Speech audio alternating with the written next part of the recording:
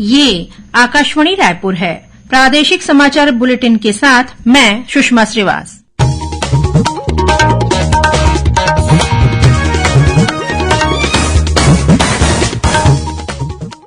और अब पेश है आज के मुख्य समाचार। केंद्रीय गृह मंत्री अमित शाह कल छत्तीसगढ़ के दौरे पर आएंगे। वे जांजगीर में एक जनसभा को संबोधित करेंगे। बेमेतरा जिले के बिरनपुर हत्याकांड की सीबीआई जांच कराई जाएगी। विधानसभा में गृह मंत्री विजय शर्मा ने यह जानकारी दी। रायपुर जिले के सिलतरा में एक फैक्ट्री में विस्फोट होने से एक मजदूर की मौत, 2 अन्य मजदूर घायल। और आकाशवाणी केंद्र रायपुर के प्रादेशिक समाचार एकांश द्वारा भारत विकास डायरी नाम से एक नया कार्यक्रम शुरू किया जा रहा है। आज इसकी पहली कड़ी का प्रसारण रात 8 बजे से किया जाएगा।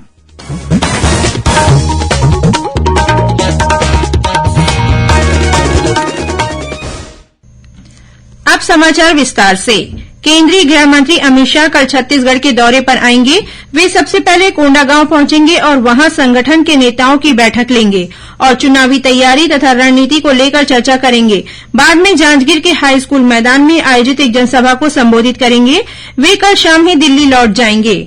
श्री शाह के आमसभा को लेकर वित्त मंत्री ओपी चौधरी आज जांजगीर पहुंचे और सभा स्थल का निरीक्षण कर तैयारियों का जायजा लिया।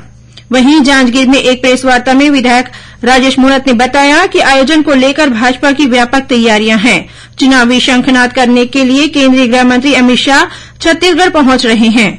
उनकी सभा में जांजगीर चांपा लोकसभा क्षेत्र के अंतर्गत आने वाले 8 विधानसभा क्षेत्रों के करीब 40,000 लोग जुटेंगे। हर बूथ से कार्यकर्ता इस सभा में पहुंचेंगे। प्रधानमंत्री नरेंद्र मोदी ने कल प्रधानमंत्री उच्चतर शिक्षा अभियान पीएम ऊषा का शुभारंभ किया। छत्तीसगढ़ के उच्च शिक्षा मंत्री बृजमोहन अग्रवाल रायपुर में वर्चुअल माध्यम से इस कार्यक्रम में शामिल हुए। इस मौके पर उन्होंने बताया कि इस अभियान के तहत बस्तर विश्वविद्यालय को 100 करोड़ रुपए, रायपुर के पंडित रविशंकर शुक्ल विश्वविद्यालय और बिलासपुर के अटल बिहारी वाजपेयी विश्वविद्यालय को 20-20 करोड़ रुपए के साथ 2 कॉलेजों को 5-5 करोड़ रुपए दिए गए हैं। प्रधानमंत्री आवास योजना के हितग्राही अब लीज वाले स्थलों से छोटी गाड़ी में अपने मकान निर्माण के लिए रेत ले जा सकेंगे। मुख्यमंत्री विष्णुदेव साय ने यह घोषणा करते हुए कहा कि हितग्राहियों को रेत ले जाने पर किसी तरह की रॉयल्टी नहीं देनी होगी। कल विधानसभा में वित्त मंत्री ओपी चौधरी ने मुख्यमंत्री के इस निर्णय की जानकारी दी। उन्होंने कहा कि राज्य में बीते 5 वर्षों में प्रधानमंत्री आवास योजना के आवास नहीं बने, अब 18 लाख आवास बन रहे हैं। हितग्राही अपने मकान का काम जल्द पूरा कर सकें, इसके लिए उन्हें यह छूट दी गई है। बेमेतरा जिले के बिरनपुर हत्याकांड की सीबीआई जांच कराई जाएगी। विधानसभा में गृह मंत्री विजय शर्मा ने साजा विधायक ईश्वर साहू के ध्यानाकर्षण प्रस्ताव पर चर्चा के दौरान यह जानकारी दी। विधायक ईश्वर साहू ने सदन में सवाल किया कि इस मामले में 36 आरोपियों के नाम दिए गए थे, जिनमें से केवल 12 आरोपियों की गिरफ्तारी हुई है। जवाब में गृह मंत्री ने कहा कि इस मामले में विवेचना जारी है। जिनके खिलाफ प्रमाण मिले हैं वे जेल में हैं। आगे भी कार्रवाई जारी रहेगी।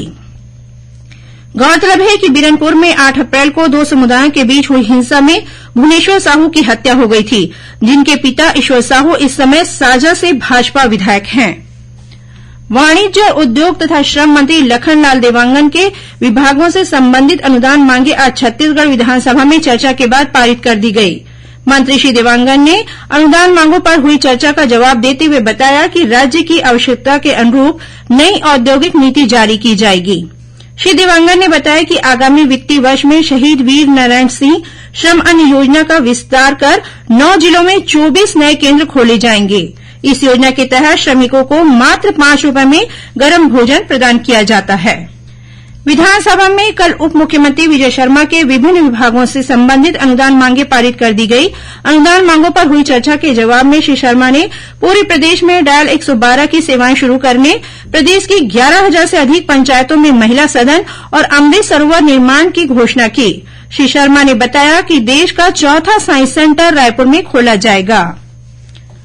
अमृत भारत स्टेशन योजना के तहत छत्तीसगढ़ में 30 से अधिक रेलवे स्टेशनों का उन्नयन किया जा रहा है। इस योजना में बिलासपुर, रायपुर, दुर्ग, जगदलपुर के साथ ही राजनांदगांव और डोंगरगढ़ रेलवे स्टेशन शामिल हैं।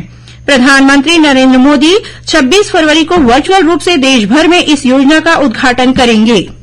इस उपलक्ष्य में रायपुर शहर के विद्यालयों में 2047 के विकसित भारत का विकसित रेलवे विषय पर निबंध, कविता सहित विभिन्न प्रतियोगिताओं का आयोजन किया गया। आकाशवाणी केंद्र रायपुर के प्रादेशिक समाचार एकांश द्वारा भारत विकास डायरी नाम से आज से एक नया कार्यक्रम शुरू किया जा रहा है। इसके तहत छत्तीसगढ़ के विभिन्न संसदीय क्षेत्रों के बारे में जानकारी दी जाएगी। आज इसकी पहली कड़ी का प्रसारण रात 8 बजे से किया जाएगा। इसे छत्तीसगढ़ स्थित आकाशवाणी के सभी केंद्र एक साथ प्रसारित करेंगे। इस कार्यक्रम को मीडियम वेव और एफएम दोनों चैनलों पर सुना जा सकता है। छत्तीसगढ़ के मुख्यमंत्री विष्णुदेव साय आज अपना 60वां जन्मदिन मना रहे हैं। छत्तीसगढ़ के साथ ही देशभर के राजनीतिज्ञों ने उन्हें जन्मदिन की बधाई और शुभकामनाएं दी हैं। प्रधानमंत्री नरेंद्र मोदी, केंद्रीय गृह मंत्री अमित शाह, केंद्रीय मंत्री अर्जुन मुंडा, उत्तर प्रदेश के मुख्यमंत्री योगी आदित्यनाथ, उत्तराखंड के मुख्यमंत्री पुष्कर धामी, मध्य प्रदेश के मुख्यमंत्री डॉक्टर मोहन यादव सहित छत्तीसगढ़ के राज्यपाल विश्वभूषण हरिचंदन, मंत्रिमंडल के सहयोगियों, जनप्रतिनिधियों और अधिकारियों ने उन्हें बधाई और शुभकामनाएं दी हैं। प्रधानमंत्री ने सोशल मीडिया प्लेटफॉर्म एक्स पर अपनी पोस्ट में लिखा कि श्री साय छत्तीसगढ़ की जनता की आकांक्षाओं को पूरा करने में उत्कृष्ट कार्य कर रहे हैं। गरीबों और वंचित समुदायों के प्रति उनकी चिंता भी उल्लेखनीय है। वहीं केंद्रीय गृह मंत्री अमित शाह ने श्री साय को जन्मदिन की शुभकामनाएं देते हुए कहा कि उन्हें विश्वास है कि साय के नेतृत्व में भाजपा की डबल इंजन की सरकार छत्तीसगढ़ में गरीब कल्याण और सुशासन के नए कीर्तिमान बनाएगी। इस बीच मुख्यमंत्री विष्णुदेव साय ने जशपुर के बगिया के बालक आश्रम शाला में बच्चों के साथ केक काटकर अपना जन्मदिन मनाया और बच्चों को उपहार बांटे। छत्तीसगढ़ के हेल्थ सर्विस डिलीवरी में ड्रोन का उपयोग शुरू हो गया है। पायलट प्रोजेक्ट के रूप में अंबिकापुर मेडिकल कॉलेज का चयन किया गया है। इसके तहत हाल ही में सामुदायिक स्वास्थ्य केंद्र उदयपुर से ब्लड सैंपल और ओटी कल्चर को जांच के लिए ड्रोन के माध्यम से सफलतापूर्वक अंबिकापुर मेडिकल कॉलेज पहुंचाया गया।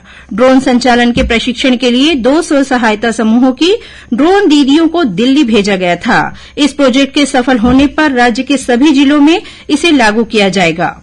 गौरतलब है कि केंद्र सरकार के pilot project use of drone technology in health service delivery के तहत देश के दूर दराज के इलाकों में लोगों तक स्वास्थ्य सुविधाएं पहुंचाने के लिए यह प्रयोग किया जा रहा है।